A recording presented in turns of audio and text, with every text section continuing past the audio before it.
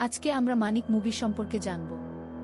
2005 সালের এই action drama সিনেমাটিতে Jeet এবং কোয়েল মল্লিক প্রধান চরিত্রে অভিনয় করেছেন। সমীর মিত্র নামের এক শিক্ষিত বেকার যুবক ঘটনাক্রমে মানিকের পরিচয় ধারণ করে তার অন্ধ বাবা এবং বোনের দায়িত্ব নেয়।